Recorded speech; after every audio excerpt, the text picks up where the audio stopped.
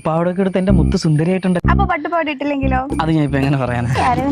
പിന്നെ മുത്തിന് ഞാൻ ഒന്ന് കെട്ടിപ്പിടിച്ചോട്ടെ? അയ്യോ വേണ്ട, ഇതൊക്കെ ചുളുങ്ങ. എന്റെ അമ്മ ദേഷ്യം എന്നതാ. എന്റെ അമ്മയുടെ.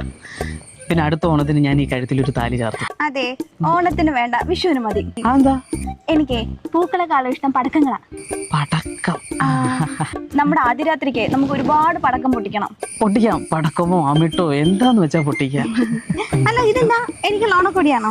അത് അജിന്റെ മാവിലെ ഡ്രസ്സാണ്. അവനെ അത് ഹോട്ടലിന്റെ മുന്നിൽ നിന്ന് 500 രൂപ കിട്ടും പോലും. എങ്കിൽ പിന്നെ ചേട്ടൻ ഈ കോസ്റ്റ്യൂം ഒക്കെ ഇട്ട് മാവേലിയായിട്ട് എന്റെ മുന്നിൽ വന്നോടായിരുന്നു. അതിന് എന്റെ മുത്തിന് ഓണമല്ലോ, വിഷുവല്ലോ ഇഷ്ടം. പിന്നെ നമുക്കൊന്ന് ഓയോ പോയാലോ? ഓയിലൊക്കെ ഞാൻ കൊറേ അതല്ല, ഈ ഓട്ടോയിൽ പോണ കാര്യല്ലേ ചോദിച്ചേ? ഓട്ടോ അല്ലടി, ഓയോ. ഓയോ അല്ല, അതെന്തിനാ? നമ്മൾ ഈ ചൂടത്തും വെയിലത്തും സംസാരിക്കുന്നതിന് പകരം ഒരു AC റൂമൊക്കെ എടുത്ത് എന്തെങ്കിലും വേണ്ടി പറഞ്ഞാൽ ഞാൻ വരാം, പക്ഷെ എനിക്കൊരു സാധനം വേണം. അതൊക്കെ ഞാൻ അവിടെ വെച്ച് തരാം. അതല്ല, വേറൊരു സാധനം.